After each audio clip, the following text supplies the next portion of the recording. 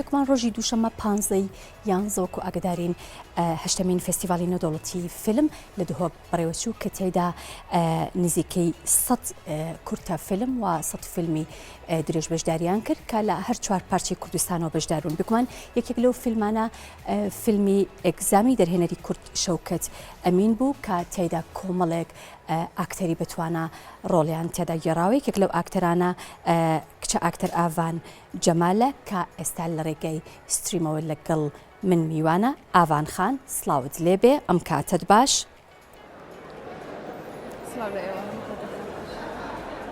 زۆر سپاس بۆ تۆ.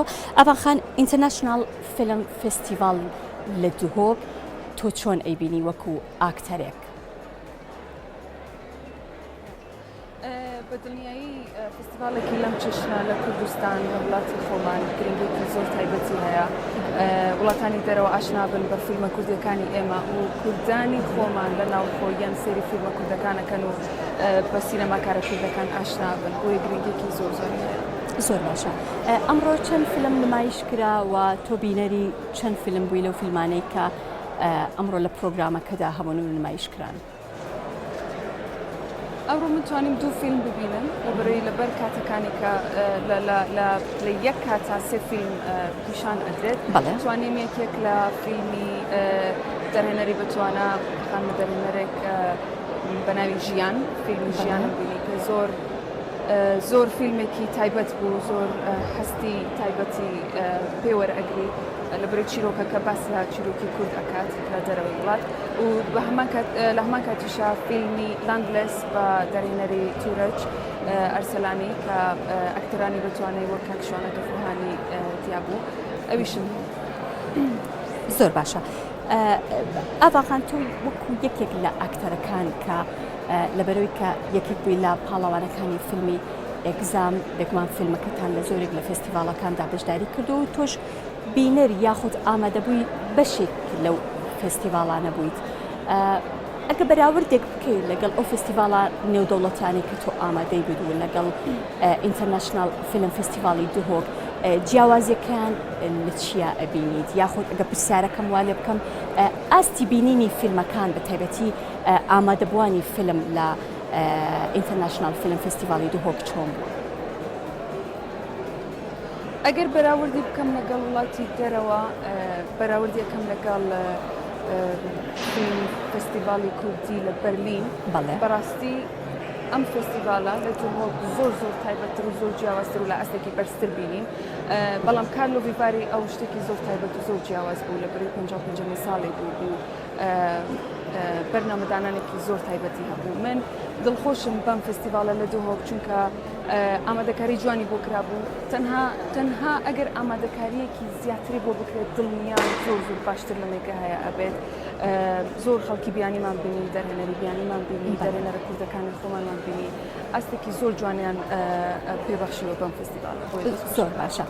پێم خۆشە هەندێک پرسیاری تایبەتی لە تۆ بکەم وەکو ئاکتەر. بێگومان تۆ یەکێکی لە پاڵاوانەکانی فیلمی ئێگزام و وەکو ئاماژەشم پێکرد فیلمەکە ئێوە لە زۆرێک لە فستیڤالە نێودەوڵەتیەکاندا بەشداری کردووە و نمایش کراوە و تۆ بۆ خۆت لەگەڵ زۆرێک لە ئاکتەرە دیارە بەناوبانگەکان لەسەر فەرشی سوور بینراویت.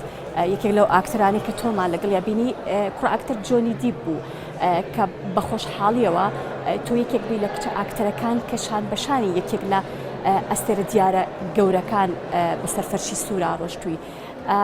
ئەم هەستە بۆ تۆ چییە وەکو ئاکتەرێکی کورد و لەگەڵ ئەوەشا پێم خۆشە ئاماژەیەک بە مێژووی کارکردنی خۆت بدەیت؟ ئەمە یەکەم کاری نواندنی تۆی لە فیلمێکی سینەمایی؟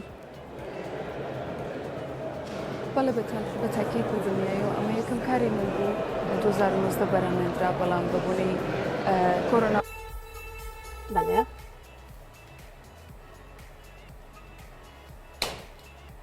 بۆ فیلمە دەست پێ کرد و دوای ئەوە چەند ئیشێکی تریشم کرد. شانازیم کرد بۆی کە لە کارلۆ ڤیڤاری لە فستیڤالی ئینتەرناشنالی وڵاتی چیک لەگەڵ زۆربەی ئەکتەرە بەناوبانگەکان لە هەمان شوێن بووین و پێویستە بڵێم ئەمە تەنها دەست پێکە بۆ من و زۆر حەز ئەەکەم هەموو ئەو گەنجانی کە خەونیان هەیە لە ڕووی سینەماوە لە ڕووی هونەرەوە بەردەوام بن و ئەوانش خەونی خوان بێنەتی ئەمە دەستپێکێکە و ناوەستن. زۆر باشە. پێم خۆشە پرسیاری ئەو بکەم بەشداریکردنی تۆ لە فیلمی ئێگزام یەکەم بەشداریکردنی تۆ بوو وەکو ئاکتەر؟ بەڵێ یەکەم ئیشی من بوو وەکو ئەکتەر، پێشەوە هیچ ئیشێکی ترم نەکرده بوو، تەنها کۆرسێکی کورتی درامام لە بەریتانیا لە لەندەن بینی، بەڵام پێشەوە هیچ کارێکی ترم نەکرد.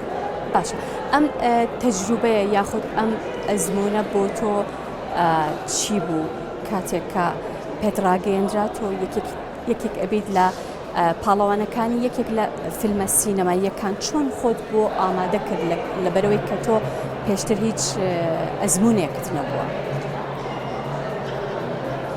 خاڵێکی گرنگ کە پێویستە ئاماژی پێ بکەم هاوکاری دەرهێنەر بوو بۆ من بۆ ئەوەی ئامادە بم بۆ کارکتەرەکە بۆ ڕۆڵەکە، چونکە کارکتەر نزیک بوو نەک نزیک بوو هەر ژیانێکی واقع بوو، بۆیە پێویستە هەنێک تەکنیک بەکار بهێنرێ لەسەر ئاکتین، ئەویش پێ ئەوترێن مەفەد ئاکتین کە کاکشۆکەت لەوەیە زۆر هاوکاری کردن، منی ئەخستە ژیانی واقعی ئەو کارکتەرەوە بە پراکتیک بە گۆڕینی شێوازی جلوبەرگ بە شێوازی قسەکردن و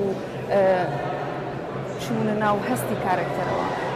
کاکشۆکەتێکێک بوو لەو هاوکارە گەورانی بۆ من و لە هەمان کاتیشا ئەو دوو ئەکتەرە بەتوانێت کە لە ئێگزامە وجودیان هەبوو، حوسێن هەسەن کە ڕۆڵی زۆر بەرکەوتوان هەبوو بێکەوە ئەکتی ئەویش ئەکتی من زۆر باشتر ئەکرد بە هەمان شێوە کاکشوانش.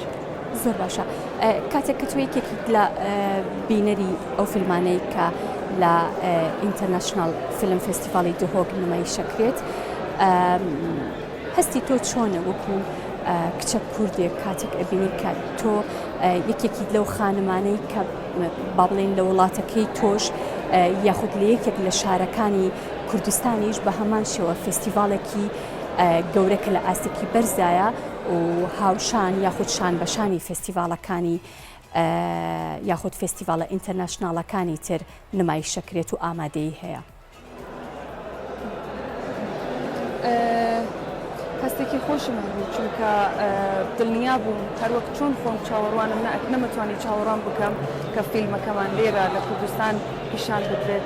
دڵنیا بووم بۆی کە بینەرانیشمان چونکە زۆر هەبوو داوایان ئەکرد، زۆر هەبوو پرسیاریان کرد لە دوور و لە نزیک لە سۆشیال میدیا چاوەڕوانی ئەوان کرد کە فیلمەکە لێرە پیشان بکرێت و نهایەت ڕۆژەکەش هاو بینەرێکی باش هاتن بۆی و هێشتاش بەردەوامە هەژدەی ئەم مانگا کە ئەکاتە بەیانی سەکەند سکرینین هەیە، دووهەم سکرینی ئێگزام هەیە کە لێرە لە فستیڤاڵی دهۆک پیشانەدرێت. زۆر باشە. لە دوای ئەم فستیڤالە فیلمەکەتان فیلمی ئێگزام لە چ فستیڤالێکی تر بەشدارە بێت؟ ئەوەنەی ئاگدار بم دووهەم فستیڤال دوای ئێرە فستیڤاڵی دوای ئێرە سعودیەیە، ڕێد سی فستیڤال، دواتر کایرۆیە، پێما بێت پێش و پاشکەوتون کایرۆمان هەیە و وڵاتانی تریشمان هەیە کە ناتوان مەستر بێت. زۆر باشە.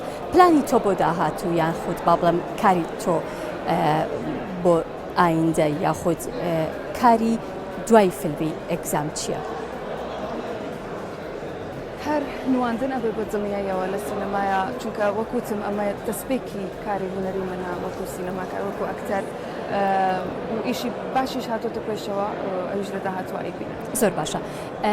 لەم فستیڤاڵەدا جگەل لە پیشاندانی فیلم هیچ دیبیتێک ساز دەکرێت، هیچ ئاڵوگۆڕێکی هونەریانە سەبارەت بە بێگومان گفتوگۆکردن لەسەر فیلمەکان دەکرێت لەلایەن ئاکتەران و لەلایەن دەرهێنەرانی فیلمەکانەوە؟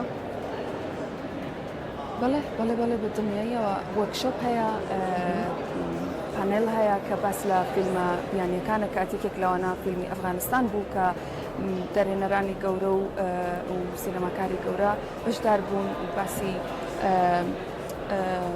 دروستکردنی فیلم بەرهەمێنانی فیلم لە وڵاتی خۆیان ئەکرد و بۆیە دیسان ئەڵێم ئەم فستیڤالانە بۆیە گرنگن ئەم پەیوەندیانە دروست دەکات لە بینی سینەماکارانە لە وڵاتانی دەرەوە و وڵاتی ناوخۆ.